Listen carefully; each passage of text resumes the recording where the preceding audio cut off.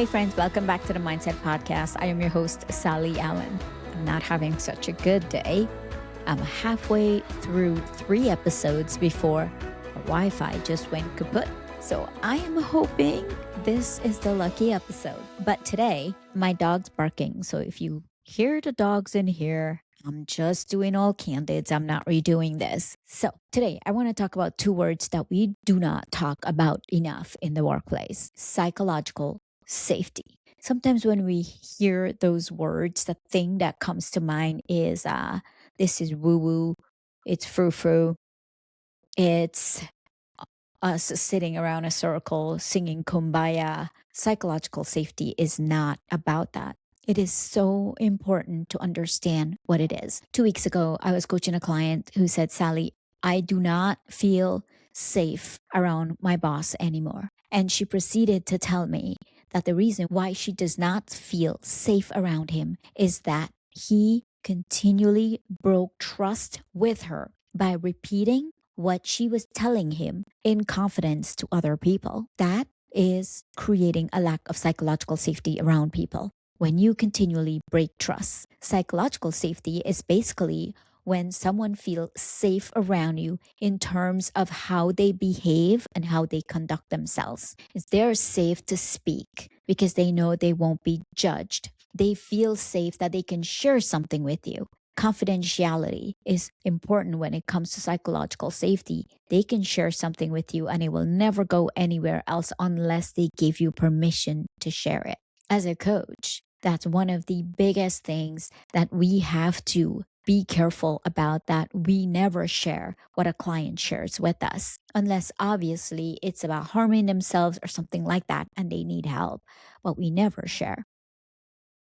And 3, a place where they feel that they can speak openly without retaliation. They could add their value and their input into a conversation, into a strategy, and they're accepted even though the ideas that they might be presenting or the thoughts might not be used. Once it's presented, that it's reviewed and it's discussed, and leadership cares about what they have to say and what they bring to the table. Now, the moment you go in the opposite direction where we break confidentiality, we retaliate when the employees are sharing openly about what's going on, they can't share without retaliation. That's when trust is broken. I have worked at several companies where HR has a bad rep because they do not create psychological safety for people. Now, is HR bad in all companies? No. But it's so important that that's a safe space for people where they can go in there and they can share what they're going through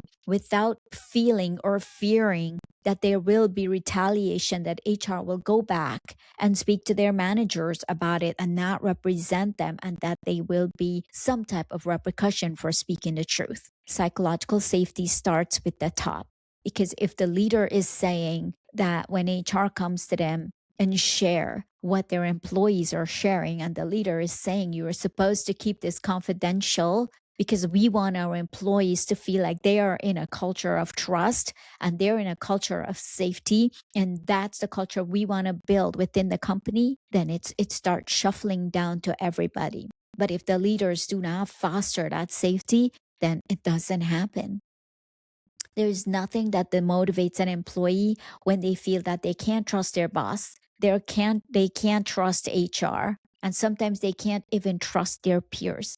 Where do they turn to? There is nothing that breaks trust quicker than when an employee feels that they cannot talk to anyone. Surprisingly, I coach a lot of people who are in situations like that.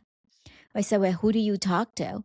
Well, there's no one. I don't even trust my peers. And so when you don't feel like you are safe at work, and when you don't feel that there is psychological safety, then you have a choice to make. Is that the place for you? Because it does impact your mental health. It does impact how you behave at the company.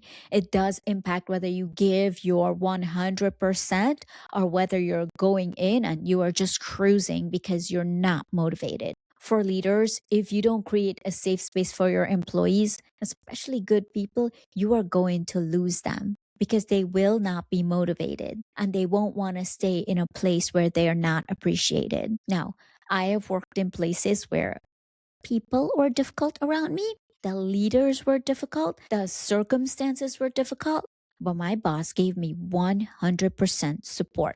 And that was so important. I felt safe with him. I knew that there was psychological safety there.